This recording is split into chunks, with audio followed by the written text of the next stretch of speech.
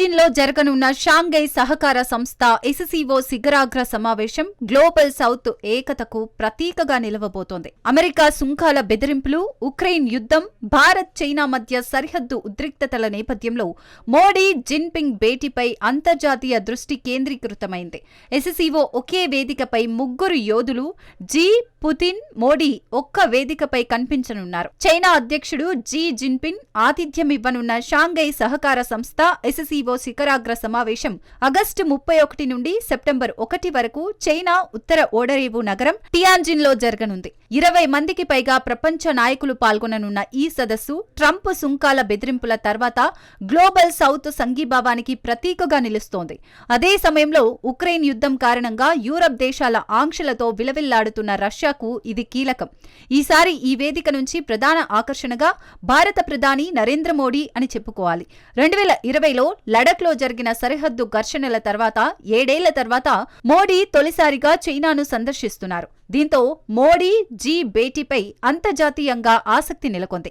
Russia అధ్యక్షుడు Vladimir Putin కూడా హాజరవుతుండటంతో ఈ ముగ్గురు నేతలు ఒకే వేదికపై కనిపించడం అమెరికాకు సవాలుగా చెప్పుకోవాల్సి ఉంటుంది. అమెరికా ఎంతగా వార్నింగ్ ఇస్తున్నా ఇండియా చమురు కొనడాన్ని ఆపకపోవడం, అదేవిధంగా చైనాపై ఎంత ప్రేమ చూపించినా ఆ దేశం రష్యాతోనే సన్నిహితంగా ఉండటం కారణంగా మూడు దేశాల అధినేతల ప్రెజెంటేషన్స్ కీలకంగా మారనున్నాయి. 2001లో స్థాపించిన SCOలో 10 శాశ్వత సభ్య దేశాలు, 16 పరిశీలక దేశాలు ఉన్నాయి. ఆర్థిక, వాణిజ్య, సైనిక, వాతావరణ సహకార అంశాల వరకు SCO విస్తరించింది. చైనా విదేశాంగ మంత్రిత్వ శాఖ దీనిని కొత్త రకమైన అంతర్జాతీయ సంబంధాలు నిర్మించే శక్తిగా పేర్కొంది.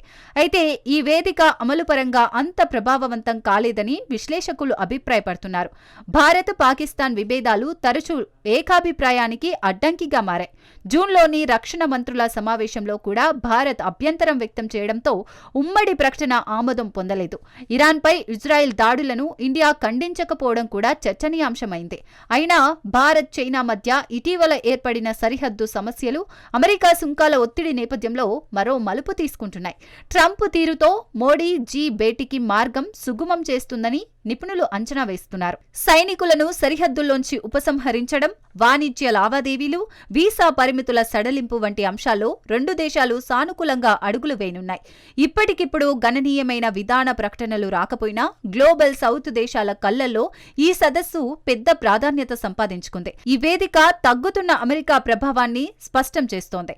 అమెరికా స్థానాన్ని చైనా దక్కించుకోవాలని చూస్తోందంటున్నారు.